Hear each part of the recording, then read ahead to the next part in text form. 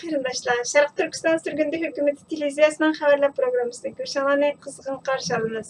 Sharq Turkiston Surgundi hukumati, Sharq Turkiston Milliy Uyg'unish tashkiloti xalqimizni jiddiy namoyish qilishga chaqiriq qildi. Bosh ministerimiz Salih Xudoyor apandi NTD televiziyasining Poytaxt doklati nomli programmasining ziyoratini qabul qilib, Uyg'ur majburiy emgakining oldini olish qonunining amaliylashish ahvoliga bo'lgan ko'z qarashi va tavsiyalarini o'tirg'a qo'ydi. Turkiyada chiqadigan yangi Akit gazeti Bosh ministerimiz Salih Xudoyor apandining ijtimoiy axborot vositalarida tarqatgan sunliq ko'rinishini analiz qildi. Tunda tafsiliy mazmunlarini diqqatingizga sunamiz. İctimai axborotda tarqalayotgan Sharq Turkistondagi vahimalik manzara yurakni laxta-laxta qiladi. Ocharchilik, yo'qsullikdan qarab turib o'limga yo'l olgan insonlarning nola faryodlari, hissiy aqlimizga qolgan axborotda tarqalish imkoni bo'lmagan lagerlardagi buningdanmi battar chiyqirashlardan balki yer zamin titrayotidi.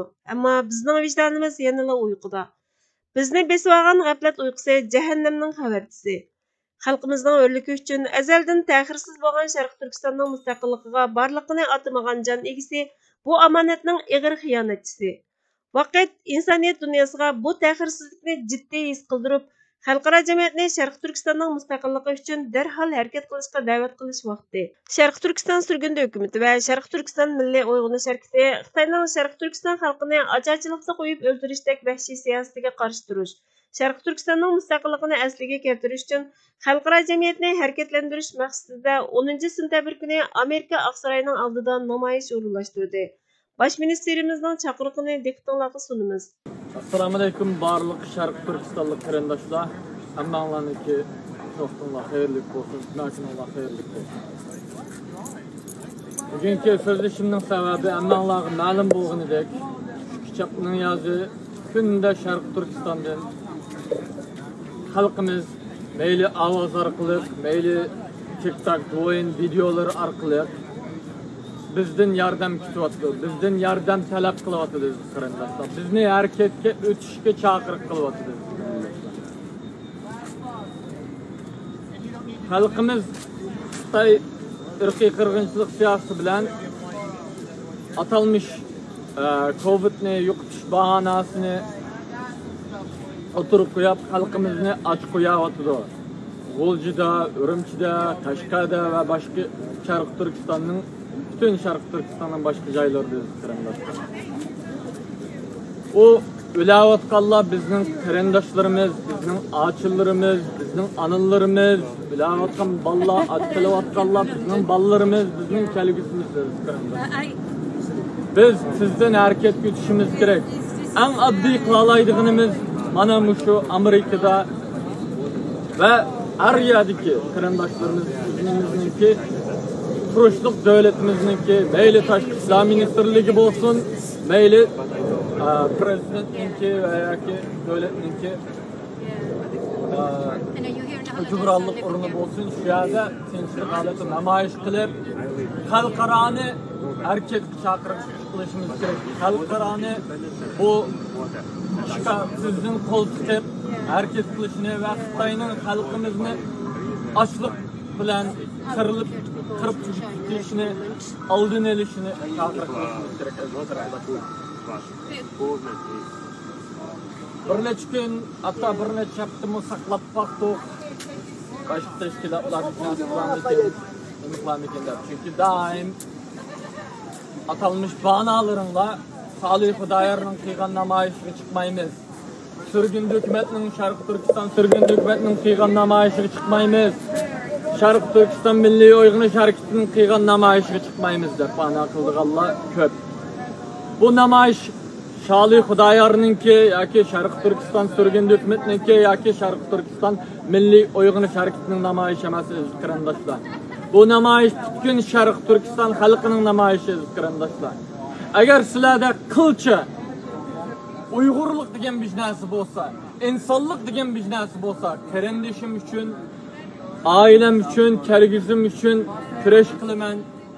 Eng oddiy bo'lsa, ovozimni chiqaraman deydigan bir nimangli bo'lsa, vijdoningli bo'lsa, ata bu namoyishga chiqsizlar. Ata biz Oqsaroyning oldida soat 1dan 3gacha namoyish qilamiz. Ata shanba kuni ko'pincha odamlar ishlamaydi. Şunun bilen köpünçü batlarınınki işləvətdim, işim batı, akçiti, kökçiç banası əməldin qalıdı. Bana tapmayız qarandaşlar. Xalqara bizge üzümüz çıkmasak yardım qılmaydı. Özümüz yığılmasak baş kelip bizge üçün yığılap qalmaydı qarandaşlar. Xalqımız ırqi qırğınçılıq üstüde yana şununla düz kelip yana ilacısız baş amal qanmağanlıq üçün öyle diğerlikini bilevatqanlıq üçün bizge bizni mana xalqaradaki vatan sırtıdaki diasporadaki qarandaşlarımızga mesaj yollab bu videolarni avazlarni şimdi yollavatdı. Şimdi ölavatdı öz qarandaşlar. Biz hareket etishimiz kerak. Eng oddiy hareketimiz mana qilalaydig'imiz, hammamizning qilalaydig'imiz bir necha soat vaqtimizni ayirib o'zimizningki turishliq davlatlarning binosida mayli parlamenti bo'lsin, mayli tashqi ishlar ministrligi bo'lsin, mayli Aqsaroyi bo'lsin, chiqib bu davlatlarni sizdan hareket chaqirish kerak qarindoshlar. Shuning uchun qarindoshlar ata bu namoyish chiqinglar, man videoni keng doir taqib qo'yinglar. Va unutmaylikki, Xitoyning niyati bizni tubdan qirib yo'qotib etish va uni saqlay oladigan bir lam yo'l bor. Davlatimizni o'zimizni saqlay oladigan bir lam yo'l bor. Davlatimizdan mustaqillikni asl keltirish. Biz ko'chalarga chiqishimiz kerak. Xalqaroga bildirishimiz kerak. Xalqaroga biz Xitoy bilan birga yashamaymiz, chunki Xitoy bir ishg'olchi. Davlatimizning mustaqilligini talab qilamiz, xalqimizning qirilib ketishini bu soat sizning harakat qil deb chaqiriq qilishimiz kerak. Ammo Alloh hammanglardan rozi bo'lsin. Bu videoni hammaga keng doir taqsimlar va atrofimizda barcha qarindoshlarga sizdan chaqiriq qilinglar. Bu namoyishga artık ko'plab chiqayli va xalqaroni harakatga jiddiy olib chaqirishlaydi. Baş Ministerimiz Salih Xudoyor Efendi 8 sentabr günü NTD televiziyasının Paytaxt Doklati namlıq programmasının ziyaretini qabul qilib, Uyghur Məcburi Əmgəkining aldını olish qanunining əməliləş əhvalıga bo'lgan ko'z qarashi va tavsiyalarini o'tirg'a qo'ydi. Tuanda suhbatning tafsilotini diqqatingizga sunamiz. Riyosatchi Xitoy irqiy qirg'inchilikni davom qildirmoqda. Amerika Məcburi Əmgəkining aldını olish qanunini yo'lga qo'yib, Uyg'urlarni majburiy emgakka selish orqali ishlangan mallarning Amerikaga kirgizilishini chekladi. Bu haqda Sharq Turkiston surgundi hukumatining bosh ministri Salih Xudoyor bilan suhbat olib boramiz degandan keyin Amerika yaqinda Uyg'ur majburiy emgakining oldini olish qonunini yo'lga qo'yib, asosligi Uyg'ur musulmonlarni majburiy emgakka selish orqali ishlab chiqarilgan mahsulotlarning Amerikaga kirgizilishini chekladi. Sizningcha buning qoplash doirasi qanchalik bo'ldi deb so'radi.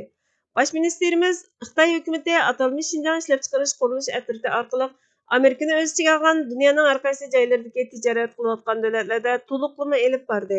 Atalmış Şinjan ishlab chiqarish qurilish atriti Amerika hukumati tarafidan 2021-yil 7-oyda jazo berilgan o'rin. Yaqinda e'lon qilingan dokladda ko'rsatilishicha, Uyg'urlarni majburiy emgakka selish orqali ishlab chiqarilgan mahsulotlar Washington orqali Amazonga o'xshash shirkatlarga Quyosh energiyalik batareya taxtasi ishlab chiqarishda qo'llanilgan ferminiy materialmi Amerikadagi quyosh energiyasi ishlab chiqarish shirkatlariga kirgizildi. Chegara mudofaa tamojnisi mushuning o'xshash Uyg'urlarni majburiy emgakka selish orqali ishlab chiqarilgan mahsulotlarning kirgizilishini cheklashda yetarli xizmat qilmadi dedi. Riyosatchining Amerikadagi ba'zi millat vakillari buni tekshirish, surishtirib beqishni talab qildi. Sizningcha buningga qarta yetarli xizmat qilindimi degan savolga qarta ta'limimizga qarshi ancha bir ish qilinmadi. O'tgan mayda Uyg'ur majburiy emgakining oldini olish qonuni rasmiy yo'lga qo'yilgan bo'lsa-mu, keng ko'lamda rasmiy turda ijro qilinmadi. Xitoyda ishlab chiqarilgan yoki Xitoydan import qilingan qaysi tovarlarning Sharq Turkistondan kelganligini baholash to'liq mushkul. Qonun ijro qilinishdan ilgari bu mallarning hammasi Amerikaga keng turda kirgiziladi dedi. Natijada sizningcha qanday qilganda Xitoyning insoniyatga qarshi jinoyatini to'xtatqili bo'ladi degan savolga bosh ministerimiz xalqaro jamiyat jazolash, boykot qilish, siyosiy jihatda oldini olish qatorliq Amerika va erkin dunyodagi davlatlarning Rossiyaning Ukraina ishg'oliga zarba berganiga o'xshash zarba berish tadbirlarini qo'llanishi kerak. Undaq bo'lmaganda tüven dərəcədə cəzalaş və tüven dərəcəlik əməldarlarının vəhşətini tilgə elishi Xitayning fikrini və qılmışlarını özgərtəlməydi dedi. Muxbirning eng axırqı odatdagi iste'molchilarning Xitoydan qul əmgəki bilan ishlangan mahsulotlarni setib olmasligiga kafolatlik qilish uchun tavsiyangiz bormi degan savoliga javoban bosh ministerimiz qul əmgəkidən ishlangan və Sharq Turkistondan kelgan mallar haqida cho'nqur tadqiqot elib bormoqcha qaysi malning qul əmgəkidən ishlab chiqarilmaganligini farq etmək qiyin. Har kim uchun ishonchli bo'lgan usul Xitoydan kirgizilgan mallarni setib olmaslik. Boykot qilish. Chunki sizning bergan har sent pulingiz Xitoyning kontroli ostidagi Sharq Turkistonga o'xshash joylarda Xitoy amallik qismlarining irqiy qirg'inchilikqa o'xshash vahshiy qilmishlarini amaliyalashtirish uchun qo'llanildi dedi. Turkiyada chiqargan Akit gazetining 8-sentabrdagi xabarda Xitoy diktatorlari tarafidan Xitoy virusi bahonasi bilan uyga so'langan Uyg'urlar açlıq bilan kurash qilmoqda. Buning sizmi yillardan beri Uyg'urlarni lager va turmalarga qamab besim ishlatayotgan edi. Sharq Turkiston sürgündə hökumətinin baş ministeri Salih Xudayarның axbarat vasitələrində tarqatqan sınlıq görünüşlərdə ularning asosliq ehtiyojının qandırılmaganlığı ko'rsatilgan. Shundaqdimi insonlar Xitoy Kompartiyasidan minnatdorligini so'zlashga majbur qolgan deyildi. Uyg'ur tarixi, madaniyati va adabiyotiga tuhfa qo'shyapman. Millat uchun emgak qilyapman deb vijdon yukini yengillatayotganlarga shuni aytqim keladi. Siz ve men özümüzni aldayapmiz xolos. Hozir milliy mustaqillik uchun kurash qiladigan vaqt. Vatandaşlarning dardiga darmon bo'ladigan vaqt. Tarix, madaniyat va adabiyot san'atni vatan mustaqil bo'lsa 5-10 yil ichida gullantirib olg'ili bo'ladi. Biroq millat qirilib ketyapti.